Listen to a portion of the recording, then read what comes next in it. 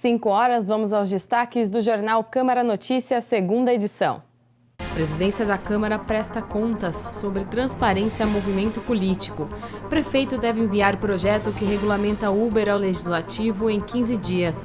E vereador que já tem um projeto de regulamentação do aplicativo em pauta vai manter a proposta dele em tramitação. Parlamentar protocola pedido para instalar comissão de estudos sobre ecoturismo. Febre amarela, secretário reafirma que não há motivo para a corrida em postos de saúde.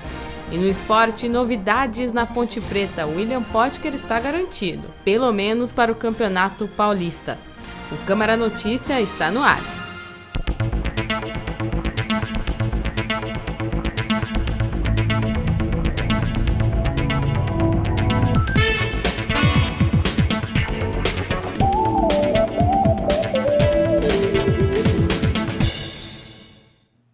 Oi, gente, boa tarde. A presidência do Legislativo recebeu nesta manhã representantes de um movimento político para a prestação de contas de ações da Câmara de acesso à informação. A visita à Câmara pelo Movimento Brasil Livre é parte de uma ação do grupo que percorre os legislativos para solicitar informações sobre a transparência. Eles foram recebidos pelo presidente da Casa, o vereador Rafa Zimbaldi. Nossa obrigação como servidor público, como aquele que ocupa o mandato eletivo, que representa a população, levar a informação a qualquer cidadão. Eu acho que nós temos a obrigação de aumentar a transparência, principalmente no momento que nós vivemos de crise política, crise econômica, todas essas situações que ocorreram no nosso país, denúncias de corrupção. Eu acho que é importante o servidor público, aquele que ocupa o parlamentar, o poder executivo, legislativo e judiciário, informar a população dos seus gastos. Então, é importante a participação da população. Os representantes do MBL ouviram, além da presidência, setores do legislativo envolvidos na publicação de dados e sobre ações empenhadas para ampliar o acesso à informação. Então, o sentimento hoje é de satisfação, saber que está sendo bem utilizado o nosso dinheiro público, mesmo diante da nossa crítica mais contundente que fizemos, como estão sendo gastos os impostos, o presidente da Câmara ofereceu a abertura e nos mostrou todo o procedimento do dia a dia, a redução de cargos comissionados e a redução de custos de contratos, que para nós é a boa notícia, e a boa notícia tem que ser divulgada também. O MBL cumpre esse papel de divulgar as boas ideias, para que todos saibam, não só no município, mas como boas ideias práticas de serem colocadas em ação no dia a dia por qualquer prefeitura, em qualquer Câmara Municipal. Então nós ficamos aqui quase 3 horas dentro da Câmara, todo o corpo da Câmara foi mobilizado para nos prestar contas, para mostrar toda a transparência, e realmente a gente está muito impressionado, muito feliz com o andamento da casa. Em 2015, a Câmara de Campinas foi avaliada como uma das mais transparentes do estado pelo Ministério Público. A nota foi de 7,9, o que concedeu o 24º lugar de 645 municípios. Desde então, o Legislativo aprovou resoluções para regulamentar o acesso à informação e aperfeiçoou o Portal da Transparência, disponível desde 1º de março, e também a ouvidoria do Legislativo. Eu sempre, em todas as oportunidades que eu tenho, eu convido a população em participar aqui das sessões ordinárias, pessoalmente ou através da TV Câmara. Nós temos órgãos aqui na Câmara Municipal, que é o órgão de transparência, onde leva a informação à população de todos os contratos, salários de servidores, mas também nós temos a ouvidoria, que a ouvidoria é um órgão onde a população, qualquer cidadão, ele pode fazer um requerimento e requerer qualquer tipo de informação, seja ela de contrato, de servidor público, ou seja, a população, o cidadão que tiver interesse, ele terá a informação, e nós somos obrigados, como órgão, como poder público, como poder legislativo, nós somos obrigados a fornecer essa informação. O vereador Vinícius Gratti, líder do PSB, foi o mediador entre o pedido do MBL e a prestação de contas do Legislativo. A reunião foi muito produtiva, a reunião teve um resultado muito positivo, porque também houve aí uma interação do movimento com o Poder Legislativo na pessoa do nosso presidente, que responde pela instituição. Então, nesse sentido é que eu fico muito feliz de poder participar também dessa reunião. E o prefeito Jonas Donizete anunciou ontem que vai enviar ao Legislativo um projeto de lei para regulamentar o Uber em 15 dias. Ele também anunciou alterações para flexibilizar a lei municipal dos táxis. Vereadores de Campinas participaram na tarde da quinta-feira, dia 2, da assinatura de um decreto que flexibiliza as regras para os taxistas que operam na cidade. As novas regras, anunciadas pelo prefeito Jonas Donizete, alteram artigos da chamada Lei do Táxi de 2010 e já estão valendo. O decreto foi publicado no Diário Oficial da sexta-feira, dia 3. Os principais objetivos das alterações são racionalizar a prestação do serviço, aumentar a competitividade da categoria e promover adequação às inovações tecnológicas.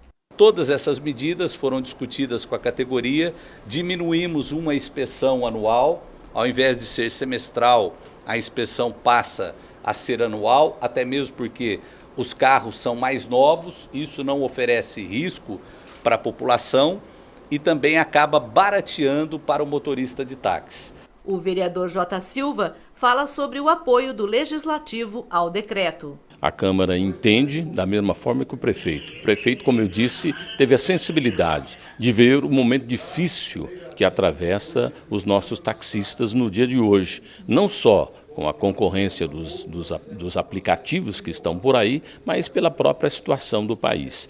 O presidente do Sindicato dos Taxistas de Campinas e região se disse satisfeito com as novas regras. Posso garantir para vocês que a nossa demanda hoje ela caiu na faixa de 80%. Isso são fatos assim que a gente vem pesquisando, que a gente vem ouvindo vários taxistas e, infelizmente, é essa a nossa situação hoje. Agora, esse decreto, ele vem para a gente dar algum fôlego para que a gente possa sair um pouquinho do que nós estamos vivendo hoje. No mesmo evento, o prefeito de Campinas anunciou que está enviando para a Câmara um projeto de lei que regulamenta o uso de aplicativos como o já conhecido Uber. Então nós não vamos proibir, mas nós vamos regulamentar.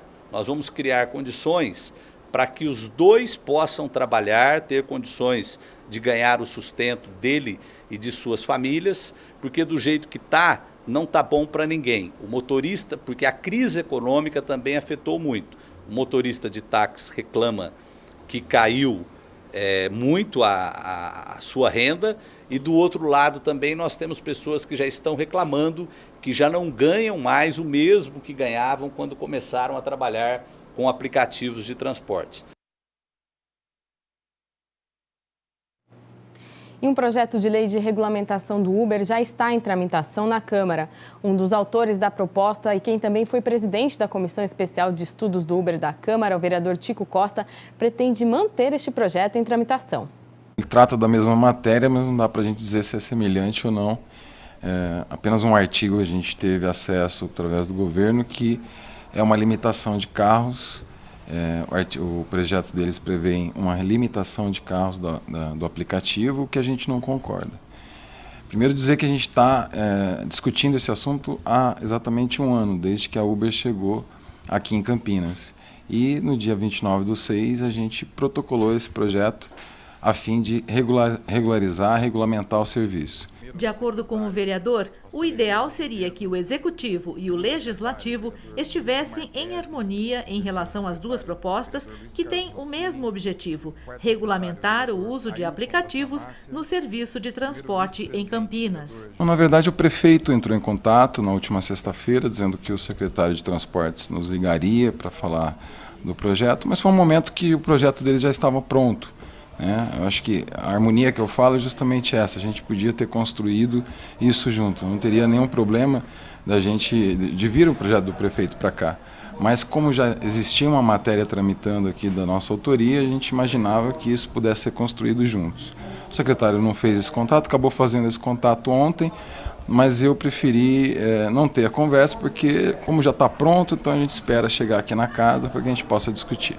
O vereador já adiantou que é contrário a um artigo do projeto da Prefeitura, o que limita o número de carros autorizados a operar com aplicativos. É mais uma proibição dessa limitação, então vai acabar deixando o serviço mais caro. Então, na nossa opinião, a limitação de carro é como se fosse uma proibição, e não é essa a ideia da Câmara. A ideia do nosso projeto é que a livre iniciativa, essa livre concorrência regule o mercado, que é um transporte individual privado de passageiros, para que a população possa continuar sendo assistida e usando o serviço. Então a gente vai manter o projeto, não tenho nenhuma expectativa de retirar esse projeto, e vamos esperar o projeto do prefeito chegar. Ele vai ter que ser apensado ao nosso projeto, e a gente vai continuar com a discussão e sempre primando aí pela população de Campinas. Ainda sobre o Legislativo, o vereador Permínio Monteiro protocolou um pedido para criar uma comissão de estudos sobre o ecoturismo. Vamos entender o objetivo desse pedido. Para o vereador do Partido Verde, Permínio Monteiro, a criação da Comissão Especial de Estudos deve ter como resultado a criação de um projeto de lei para regulamentar e ampliar as áreas de ecoturismo na cidade. Na nossa opinião, é muito importante apresentar um projeto de lei, porque você abre possibilidade da questão de gerar emprego com a rede hoteleira, busca turistas, que são direcionados e preocupados com a questão do meio ambiente, na questão mundial, que hoje é um assunto preocupante, na questão do meio ambiente, onde existe a possibilidade da gente estar mantendo a sustentabilidade ambiental nessas áreas verdes de Campinas, onde ela é muito rica nessa questão, mas pouco explorada. Campinas tem 18 áreas ambientais protegidas, em um total de pelo menos 35,3 mil hectares. Segundo o parlamentar, explorar o ecoturismo também promove o aumento da renda e o resgate da cultura local, com a absorção de mão de obra regional para as atividades. Seria os guias turísticos da própria região, onde ele conhece, tem o conhecimento dessas áreas verdes, onde eu posso citar aqui algumas delas, que Campinas é muito rica nessa questão, que é a Mata Santa Genebra, Sousas, Joaquim Egídio, que já essa semana inclusive já foi contemplada com a sinalização já de locais para turismo, através da Secretaria do Verde, que conseguiu essa colocação de indicações de placa. E a seguir, febre amarela, a secretária afirma que não há motivos para corrida em postos de saúde. E no esporte, a Ponte Preta diz que sim. William Potker disputa o Campeonato Paulista. A gente volta já. Verão, calorzão, tempo perfeito para curtir o sol, fazer exercícios e passear com o cachorro. Epa, peraí, passear com o cachorro nesse calor? Pois é, os cães sentem muito mais calor que a gente. Então cuidado com os horários e com a exposição excessiva ao sol. Se tá quente pra você, imagina pra ele que não usa tênis. Saia com ele antes das 10 da manhã ou no final da tarde, quando o sol baixar. Ajude seu bichinho a curtir o verão numa boa.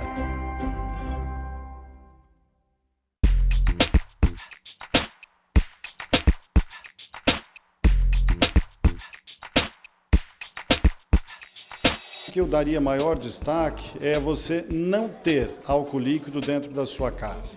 Não existe nenhum motivo para que você trabalhe o álcool líquido.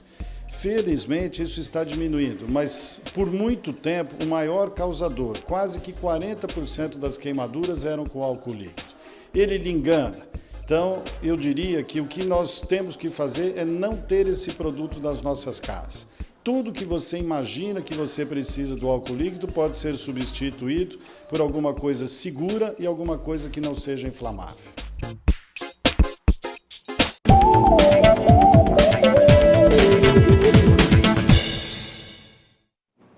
A gente está de volta já com notícias de saúde. O Centro de Zoonose de Jundiaí confirmou que 3 macacos foram encontrados mortos, mas o laudo para saber a causa de se foi febre amarela só deve sair em 30 dias.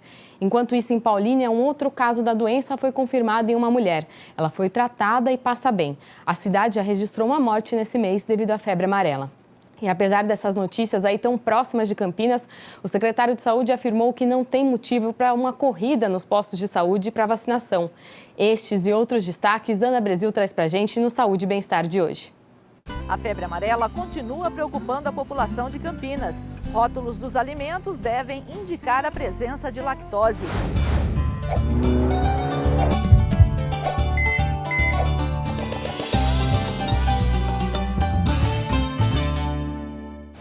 A febre amarela já está fazendo vítimas no estado de São Paulo. Nós viemos conversar com o secretário de Saúde para que ele atualize as novas determinações. O secretário participou de um encontro promovido pelo governo do estado com prefeitos e secretários de saúde de todos os municípios paulistas.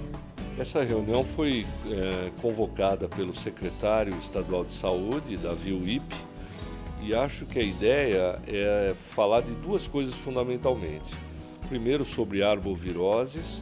Nós estamos começando o período que historicamente é o período de maior transmissão e de maior número de casos de arboviroses como um todo, e a outra para, vamos dizer, atualizar a situação da febre amarela no estado de São Paulo. Eu tenho dito com toda a tranquilidade do mundo de que o risco de febre amarela em Campinas, transmitida em Campinas, é zero. Nós não temos facilitado a vacina porque eu não quero que as pessoas tomem a vacina sem necessidade. Não, nós queremos que as pessoas que precisam tomar a vacina realmente não mintam que precisam da vacina. Essa sim, como sempre aconteceu, de quem for viajar para a área de risco, seja no Brasil, seja fora do Brasil, por orientação da Organização Mundial da Saúde, recebam a vacina. Fora isso, não precisa. Uma lei determina que daqui a 2 anos, todos os rótulos de alimentos devem indicar a presença de lactose. A iniciativa busca garantir mais transparência e assegurar a saúde do consumidor, principalmente os que têm intolerância à lactose. Você sabe qual é o peso ideal da mochila do seu filho? Nós conversamos com um neurologista. Olha o que ele falou.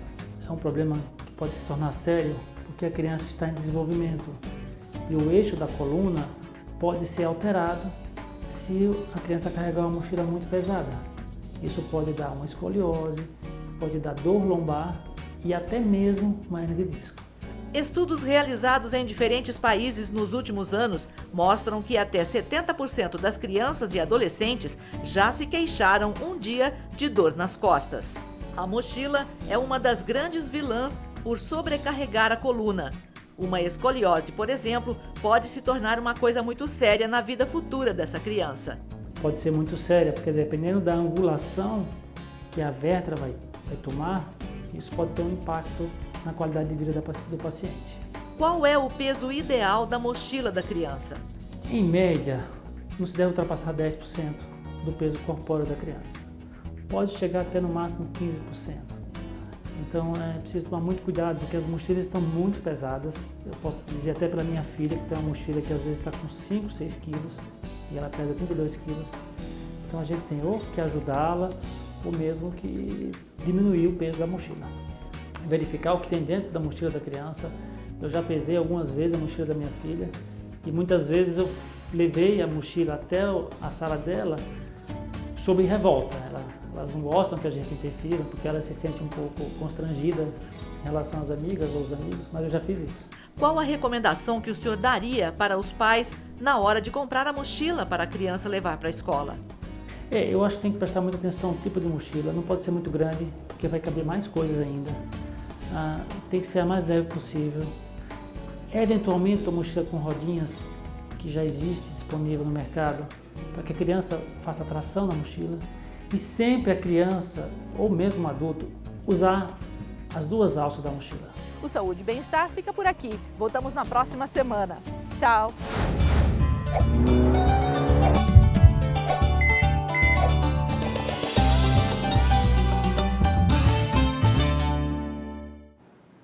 E a hora do esporte na Superliga Feminina de Vôlei. As meninas do Renata Valinhos já entram em quadra contra o Bauru. O jogo é às 7h30 da noite. No ginásio Panela de Pressão, a equipe de Valinhos tenta algo inédito nesta Superliga Feminina de Vôlei: vencer 3 sets. Até agora foram 14 jogos e 14 derrotas. A última partida foi no dia 20 de janeiro. Derrota para o Fluminense no Rio de Janeiro. De lá para cá foram 14 dias de muito treinamento. O técnico André Rosendo não vai poder contar com a ponteira Leeds, que sofreu uma entorse no tornozelo direito. Outro desfalque é a central Carla Souza, que passou por cirurgia no joelho e não joga mais nesta Superliga Feminina. É hoje, 7h30 da noite, em Bauru. Renata Valinhos Country pode começar a reação. Faltam 8 rodadas para o fim e uma arrancada histórica pode livrar a equipe da Série B. É duelo difícil porque lembrando que as adversárias de hoje estão na 6ª colocação com 8 vitórias e 6 derrotas. E agora futebol. Gente, acabou a dúvida do torcedor pontepretano. O atacante William Potker fica assim na macaca para a disputa do Campeonato Paulista. Já para o Campeonato Brasileiro, ele vai para o Corinthians. Foi o que o presidente da Ponte Preta, Vanderlei Pereira, afirmou hoje no começo da tarde. Vamos lembrar então a história desse jogador que envolveu os 2 clubes alvinegros em negociações desde o fim do Brasileirão de 2016. William Potker tem 23 anos e começou no Figueirense em 2011. Ele já acumula passagens por clubes no exterior e na região de Campinas também jogou no Red Bull Brasil. Chegou ao Majestoso depois de passar pelo Linense e está desde maio do ano passado no Clube Alvinegro Campineiro. Ele foi artilheiro do Campeonato Brasileiro com 14 gols e olha que ele começou a maioria das partidas no banco de reservas. Na campanha do ano passado, a Ponte Preta negou propostas do Santos e também de um clube chinês pelo atacante. É isso aí, boa sorte para a Macaca, que estreia então com William Potker neste domingo às 7 da noite no Moisés Lucarelli. Os ingressos já estão sendo vendidos lá na bilheteria.